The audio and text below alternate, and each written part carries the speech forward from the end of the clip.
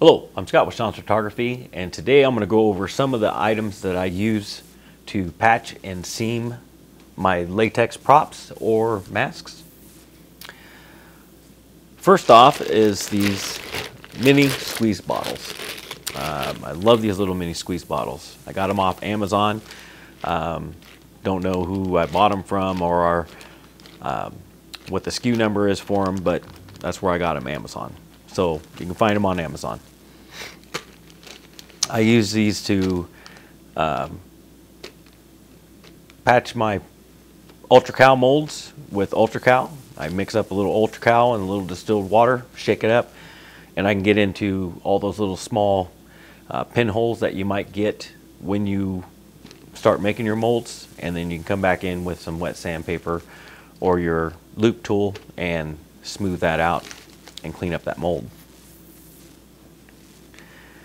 Here I have RD 407 mass latex, and this one here I have nafta. This one here I have Instaset. These little bottles come with these little funnels, but I find it a lot easier to use a syringe to fill these little bottles with. I also have one of these that has rubber cement in it. That's not out here. The reason why I use the little tube like this with some RD40 or 407 is when I get like, so I have my mouth molds here. It has all these little teeth. So you got these little teeth, and sometimes your latex might be thick and it's hard to get down inside all those little small spots. Yeah, you can come in with a toothpick or a skewer and poke them and try to get the air bubbles out. This way I'm pretty much guaranteed I won't have any. So what a first thing I'll do is I will mist the mold with distilled water. Let it set for a few seconds, then I'll come in with my latex. The reason why I mist my molds with distilled water is because any moisture that goes onto a plaster mold, Ultra Cal, Hydrocal, plaster of Paris, doesn't make a difference. Soon as moisture hits it, the plaster itself starts releasing gases, air, out of the mold. So if I dump this right now into a bucket of water and pulled it back out and stuck it to my ear, I'd hear it sizzling because of the gases releasing from it. So again, you can sit there and brush your mold, get the air bubbles out, not go through the water step. I just find it a lot easier to spritz it with water and get the mold moist and then come in and slowly pour into each one of these little holes. And then once those are filled, I'll come in with a bucket, fill in the rest of the latex, cover it with a silicone mat. Therefore, I'm not getting air dry on my top surface of latex. When I go to pour it out, I'm not going to have a skin going back into the bucket. So hopefully that helps you out there. When you pull your mask out of your mold, your latex, you know, you usually baby powder it, but when you go to seam it, you want to make sure it's baby powdered pretty good. So I use this little Dremel here. This one here is by Tack Life. I really like this one. I mean, I have regular Dremels with the attachments, but then you got to hang it or put it on the table and hang it onto it, and then it's just vibrating and making noise. It's just annoying. Where this little guy is awesome. So, and it comes with its own bits, and it comes with the bits that you need. So you have your bullet cotton bit, and then you have your barrel cotton bit, and you have your little brush.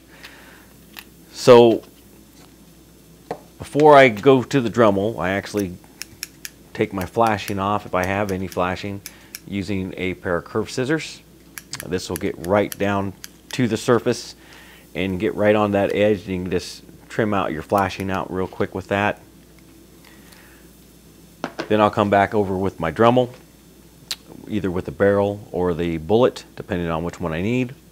go up and down that, and then making sure that there's enough baby powder on there to keep the little boogers from sticking to the mask.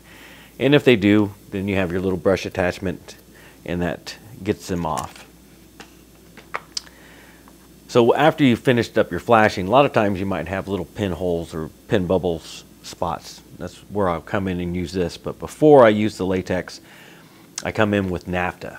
So I take the nafta, clean the seam, clean off any places where I'm going to patch, and make sure I got any of the baby powder off or any of the ultra cal powder from the mold, because a lot of times when you pull your latex out of the mold, you get a little ultra cal powder on your mask, and this will remove it and open the pores up on that latex.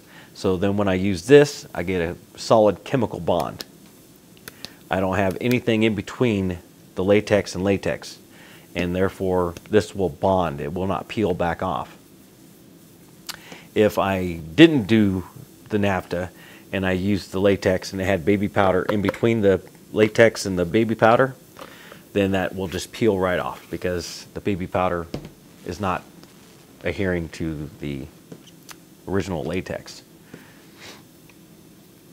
Back here we have some gremlins. So this is, the molds are done using what they call a lost mold PLA mold.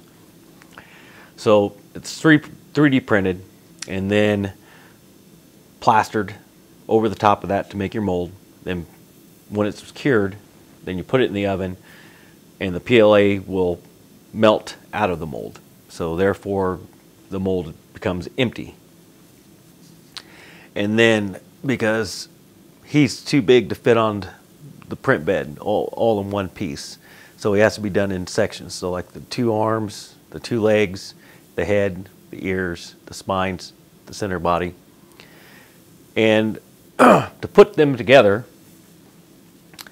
what I will do is I use CA glue. And I mean, I only use a little dot in about 4 different spots. So like on the arm, I'll put it in 4 different spots, and then use my Insta-Set to set it. So now it's in place. Then I'll take my rubber cement version of this, and I'll go around and I'll put my rubber cement on, and I'll put popsicle sticks or toothpicks in between the 2 sides. And then after it gets tacky, then I'll come back in with my needle nose tweezers, and I'll squeeze my seam together. And then once the seam is done all the way around, then I'll come back in with my latex and blend it in, so then it's a seamless seam. But I will not glue the whole thing on with super glue, because super glue does not flex and will crack and make a bunch of noise when you go to, so I just don't use it as one thing. Here I have the Tack Life little heat gun. Now I use this to air dry the latex. I mean, I also have hair dryers and I have bigger heat guns, but this one is nice and compact. Just run it back and forth, air dry it, add a little more patch. I don't use Cabracel or any other fillers in that, because the less toxic things I have near me, the better off I am. So basically, like I said, I just use latex to fill all my seams. So like the inside of the mouth, like here's the inside of the mouth that I sculpted it out of clay, because I didn't know exactly the dimensions I needed. So once I did that, I came around with my rubber contact cement, rubber cement, put the mouth in, then I came back and finished it off, so now you can't even tell where one latex ends and starts. It looks like one, it was just pulled out of the mold that way. So that's the way I do that. After the seaming and everything's done, I'll come back in with my shoe brush and make sure all the boogers are off. And then I'll re-clean the whole mask again with nafta, and then come in with my latex paint. And again, you can use Pax paint, rubber cement paint, whatever you want to do, Prozade, whatever. You can go that route. I just use straight go with the latex, acrylic paint, and distilled water.